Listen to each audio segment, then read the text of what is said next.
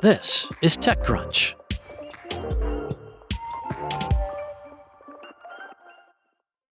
On Wednesday, enterprise AI model maker Cohere said it raised an additional $100 million in an extension to a round announced back in August, bumping its valuation to $7 billion. The company said at the time that the August round was an oversubscribed $500 million round at a $6.8 billion valuation.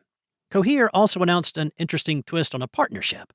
While competitor OpenAI just nabbed an up to $100 billion investment from the biggest GPU player, NVIDIA, Cohere has signed a deal with AMD, which is one of its investors. Cohere's full suite of Command family AI models, including the Command Vision, Translate, and Reasoning models, can now run on AMD's Instinct GPU, an NVIDIA GPU competitor. Moreover, AMD will be using Cohere internally as a customer. However, the company told TechCrunch that it is not abandoning support of NVIDIA GPUs to strictly support AMD. Cohere began as a frontrunner in the AI model race. It was co-founded in 2019 by Aidan Gomez, one of the authors of the Transformer paper that gave rise to the modern generative AI boom. But while a $0 to $7 billion valuation in 6 years would have been awe-inspiring a decade ago, Cohere has since been overshadowed by the blindingly fast rise of OpenAI and its closest competitor, Anthropic. OpenAI, for instance, was reportedly valued at $500 billion last month, while Anthropic hit a $183 billion valuation early this month.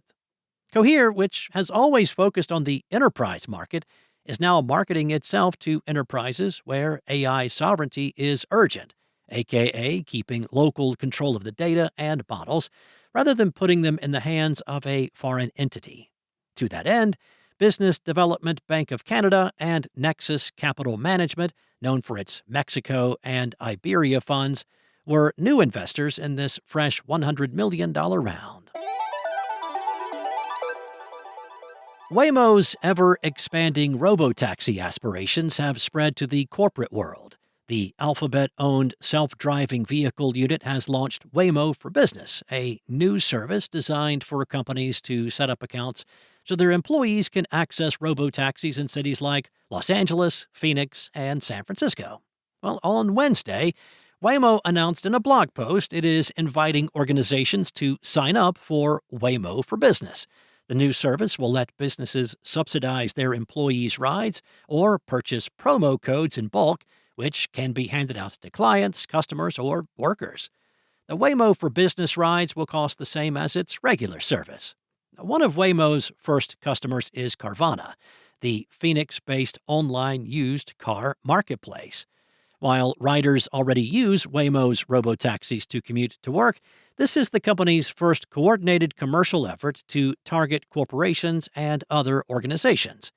Waymo has said nearly 1 in 6 of its local riders in San Francisco, Los Angeles, and Phoenix rely on Waymo to commute to work or school. Today, users open the Waymo app to hail a ride. That process will not change for employees whose companies have signed up for Waymo for Business. What does change is the control that companies can exert over the service. Through the Waymo for Business service, companies have access to a business portal that gives the organizations control over their ride programs. Corporate customers can dictate the geographic area in which their employees use the robotaxis, set pickup and drop-off locations, monitor ride activity, and track their budget.